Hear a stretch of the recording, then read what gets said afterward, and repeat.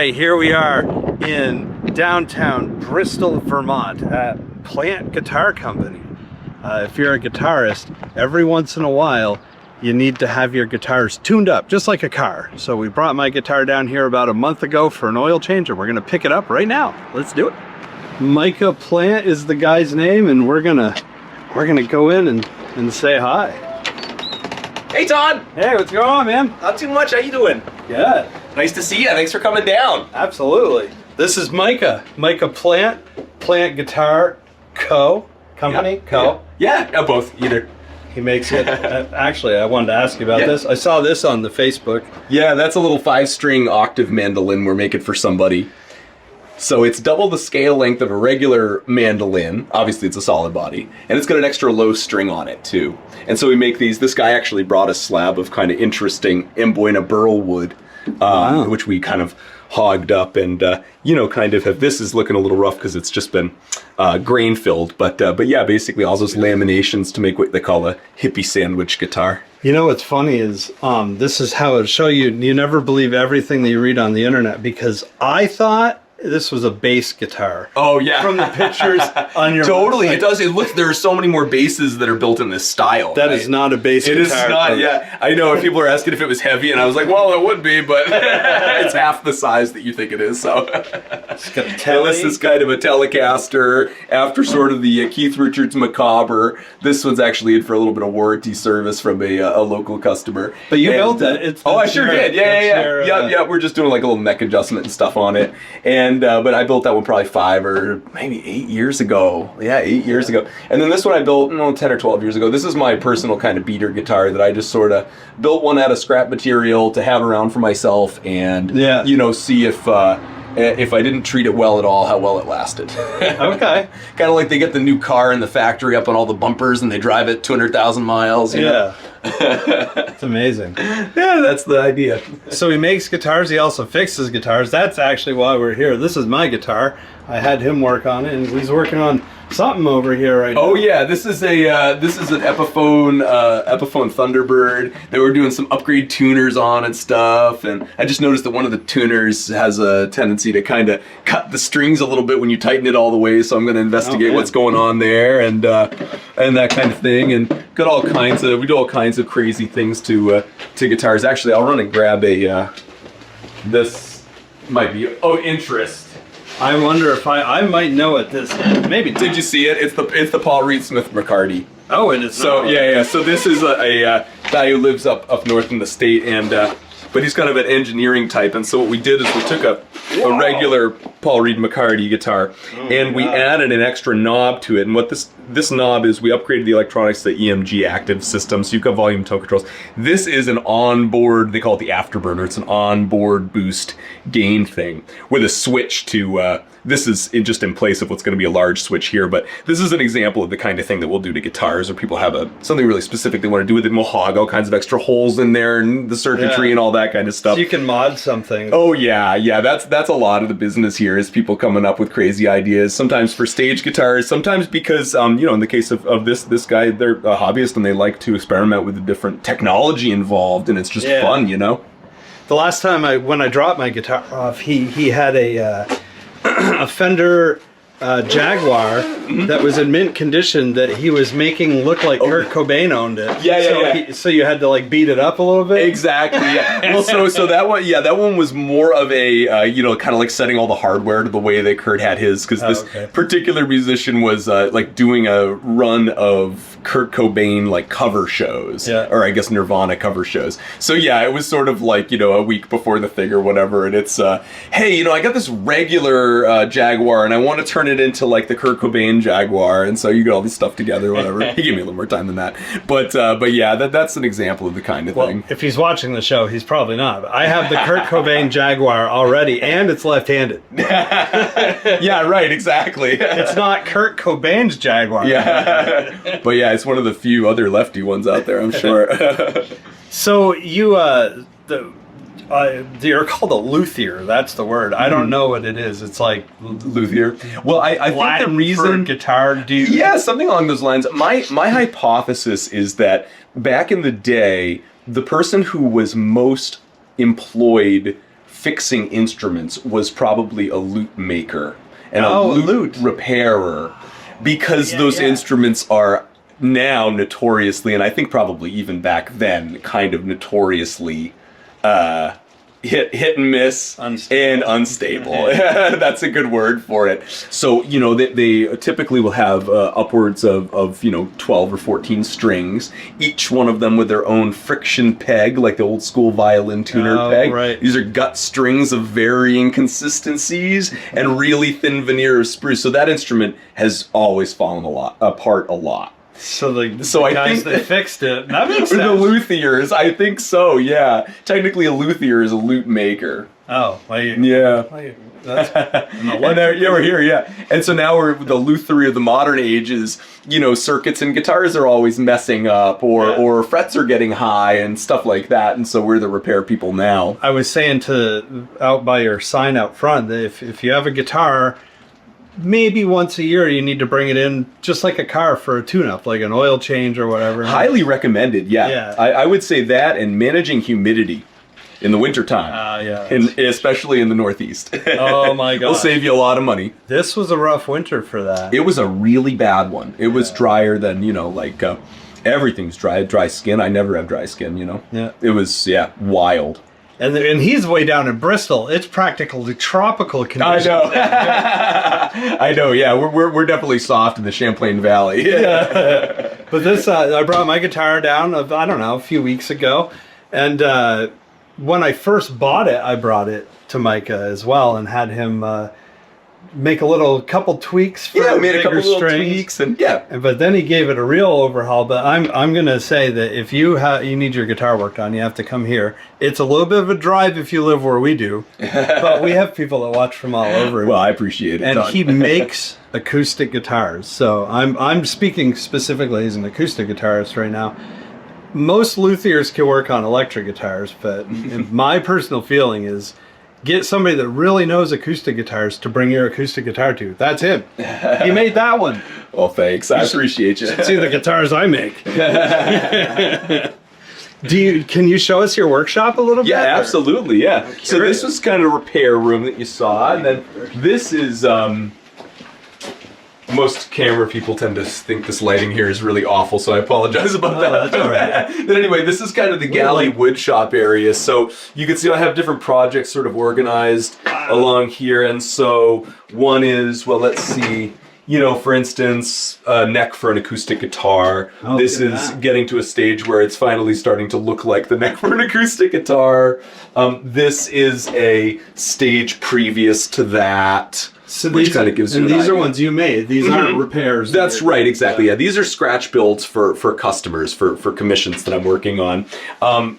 Great customer of mine, guy I really like, sold a house up in Burlington that had these gorgeous old yellow pine doors in it. And before he left the house, he said, hey, can I have one of those doors? And we sawed it up, and we're turning it into an acoustic guitar for him. Pine. So out of this is hard, soft pine. What are you going to do for the top? The top is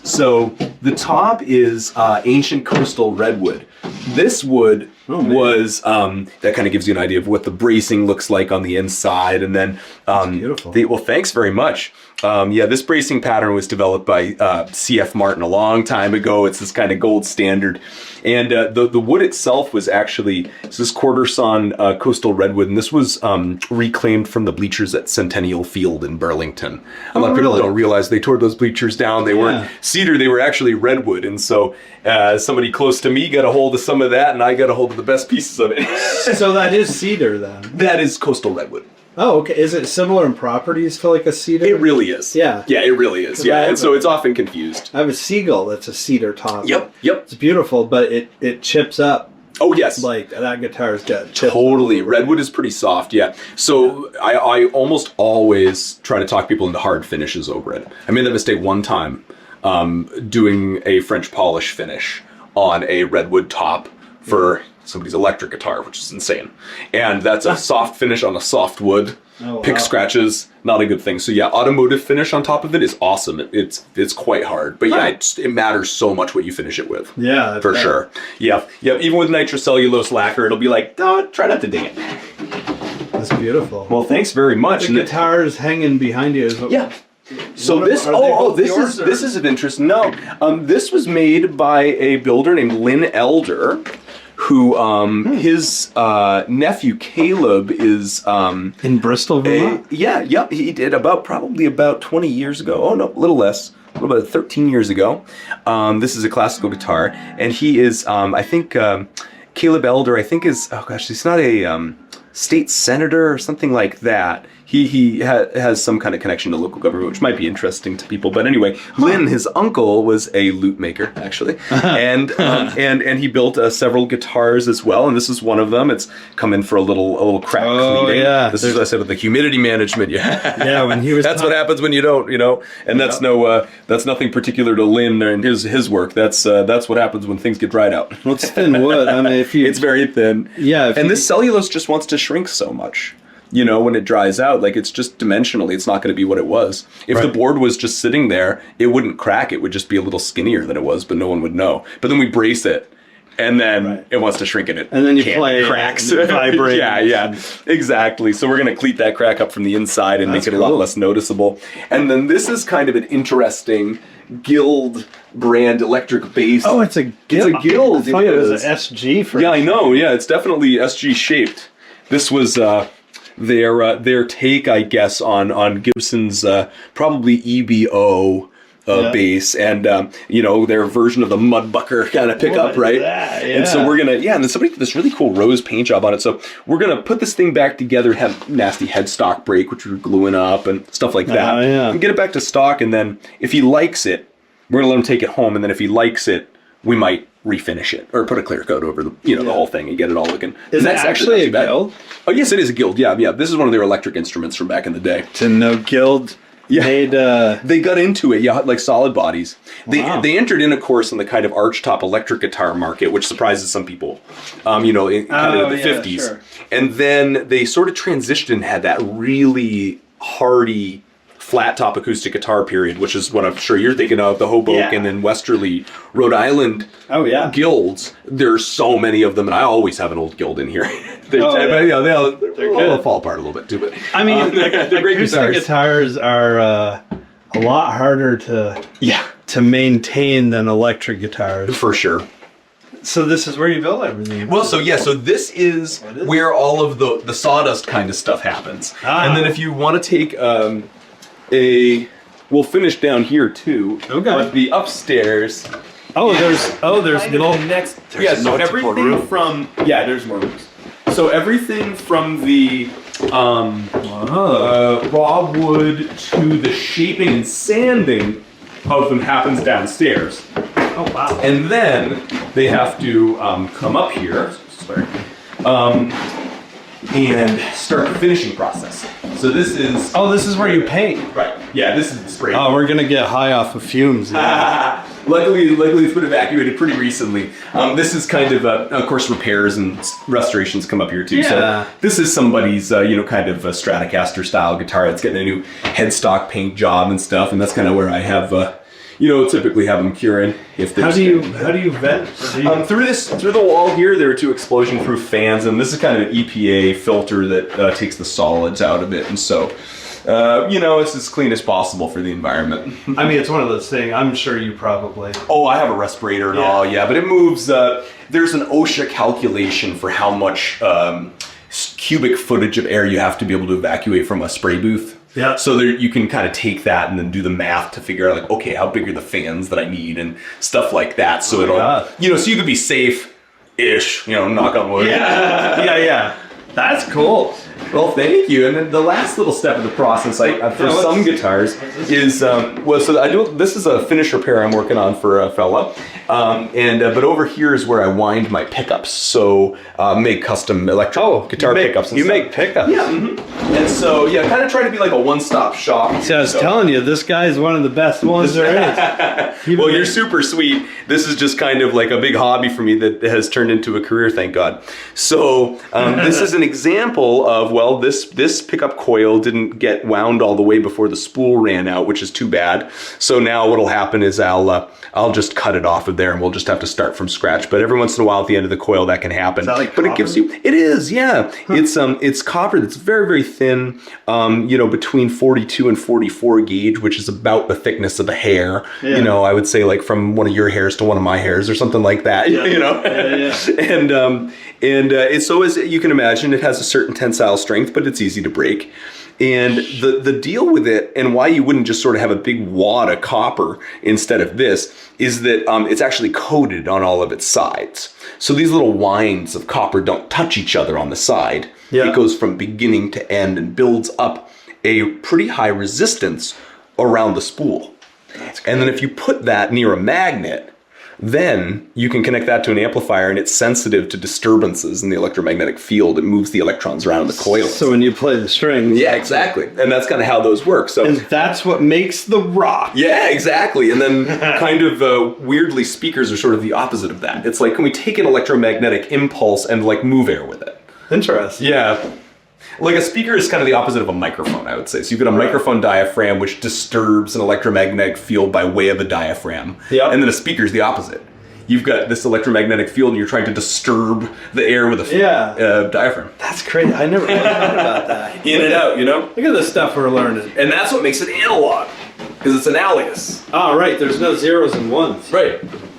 As far as any kind of manufacturing or restoration process goes, this is pretty much where it ends on the buffer. Yeah. Yeah. So So can you make me more buff? yeah, exactly. Yeah, crank it up, dude. Get your compounds over there. So the idea there would be that no matter how good you are at it with most finished materials, and no matter how well you adjust the gun and so forth, you're going to end up leaving some kind of a texture on your spraying surface when you're spraying the finish. Yeah. And so the question is, how do we take that? It's shiny if it's gloss finish. It's shiny, but you look at it and it's mottled and has a texture kind of like, they say, orange peel. Yeah. So, you could have a fine orange peel or a really thick orange peel, but either way, you kind of have to sand it flat and then buff it until it's a mirror. Yeah. And that's what we do here. So I'll have sprayed, say, 12 coats of nitrocellulose upstairs and let it cure to the right amount of time, let it cure. Yeah. Then I'll level sand all that with pretty fine sandpaper, like what they would call polishing paper at the hardware store. And then progressively finer grits after that. And then we could take it to this wheel here, and obviously this spins, and we've loaded it up with this compound, which is basically just a big abrasive crayon. It kind of warms up and it works into the cotton here on the buff and on the pad, and then that's a finer one down there. Yeah. Yep, and then after you work it back and forth for a while, if you've done everything right, you get a really pretty nice mirror shine that you're kind of used to seeing, like what you have on your Gibson. Yeah. Yeah. That's amazing. And what's cool about the kind of finish you have on your Gibson is that it's a spirit varnish, which means that it can be activated by the solvent again and again and again. Right. So I've heard we that. can repair it, and that's how I repaired that little chip. I could take the solvent for nitrocellulose and actually dissolve the original lacquer. So it's the original paint. It's the original paint for the most part. We add a tiny little bit, but yeah. And new paint will blend seamlessly into it if you do it right. Is this why you bring your guitars to a guy like this? Because I was just going to use a Sharpie marker and color it in. But a quick workaround if you're trying to fix a little blemish is that a lot of nail polishes are nitrocellulose. So if you've got a black guitar with a little chip on it, and you can't make it to a luthier, want to try your hand, polish. yeah, a little black nail polish gloss might, blend in. By the way, before we come out of this room, I knew that I liked Micah because he's worked on my guitars before, but this picture just solidified. Yeah, you're gonna think isn't that great? Right here. This is how I know that this is the luthier for me for the rest of the time. There it is, right there. Our hero. So would you like to, let's talk about what you did with my guitar. Yeah, let's check it out. And then we'll let you get back to work. Here she is. Yeah, that sounds great. But yeah, if you've got a guitar that's in not good working shape or it's in working shape and you want to just fix it up a little bit, he's in Bristol, Vermont. The website is PlanteGuitar.com. Plant with an E. I just typed Plant Guitar. Yeah, give it a Google. It's out there. Yeah, and this is Micah. He's also a musician, but he... but I've devoted most of my time to this. Yeah, well, I mean, you're good at it. I mean, Oh, definitely. Like my philosophy about that is there are some people that are just going to spend as much time as you'll give them practicing music. Yeah. And then there are other people who will spend as much time as you give them polishing lacquer. Right, okay. And I'm one of the latter. Okay. On the other I let the musicians do the music. I'll like adjust my neck. It's important for musicians to feel comfortable doing that stuff. Yeah, but when it comes to like filing something or then I'm out. That's what these guys are for. It's the operations where you can't go back easily. Yeah. Totally. So what this guitar had going on... That's my baby. This is his baby. This is a, obviously left-handed for Todd. J45 standard, right? Yeah. Yeah. And so this is like their nice full-size dreadnought guitar, Gibson's famous one. And this thing was probably made in Bozeman, Montana, at their factory out there. And it had, after a couple of seasons, developed a little bit of a swale in the fretboard here. Now we want these frets here, which, the strings make contact with as you're, moving around the fingerboard, to be lined up so perfectly that when the string vibrates, and even when it vibrates with a pretty big swath of vibration, it's moving in this kind of envelope shape, we need it to make sure it doesn't touch those frets. If it does, it'll rattle. Very unmusical sometimes. And lots of times this will be clustered in one area of the fretboard or another. And this guitar, it was really kind of a generalized thing, but definitely I noticed as you moved up here, it got worse. And what we determined with straight edges is that, there's a little bit of a swale in the fretwork. And so what we do, since we're talking about, 5 or 10 thousandths of an inch, is we can remove material from the surface of the frets. Leave the fretboard alone, but remove it from the surface of the frets and get it lined back just perfect again so that it plays cleanly everywhere else. Yeah. Otherwise, you had some loose pieces because everything on this guitar is shrinking. Even as good a job as Todd does humidifying his guitar, which he's doing great. I do a good job at that. I learned. Nonetheless, after they're out of the factory for a couple of years, the wood tends to shrink a teeny tiny bit. And so all of the mechanical fixtures, the tuners, the preamp jack and all that kind of thing will start to get loose. And that can cause, kind of various problems wherever. So we tightened all that stuff back up and then made him a new nut out of bones, cow bone, which is the kind of standard material to standard upgrade, I should say, kind of match with the saddle and, kind of correct some things with the way the other one was cut that wasn't quite perfect. He was going to make a bone saddle as well, because when you buy these brand new from Gibson, they use a synthetic material called tusk. But because I'm left-handed, I guess they didn't order any left-handed tusk saddles. Must be what it was. I think that's, if you go on Sweetwater's website and you look at the J45s, they all have tusk, and you look at a left-handed one and it's bone. Oh, that's the answer. So the trick is, folks, be left-handed. Yeah. Be like Todd, and then you get the free bone saddle. But you still get the tusk. Yeah, that's interesting. And when I'd got it from Sweetwater, I'd had them set it up for 12s, I think, maybe 13s, but they shaved the nut down a little bit too much because you were like up here, the string was too close. Yeah, exactly. So he just basically gave it a whole thing, and he fixed the pickup so when it was rattling like a 75 Ford Pinto. Yeah. Now it's back. Now it's going to go on stage with me. Heck yeah, man. Well, I'm honored. It was my pleasure helping out with it. Any other plugs while you're... Oh, gosh, no. I didn't bring you a coffee with Todd mug because I'm out of it, so the next time I come, I will have a coffee with Todd. Oh, heck yeah, man. I appreciate it. No, I thank you all so much for watching, and if you're interested in following along with what I do, you can get to all my socials through my website, planteguitar.com. Plant with an E. Plant with an E. Plante.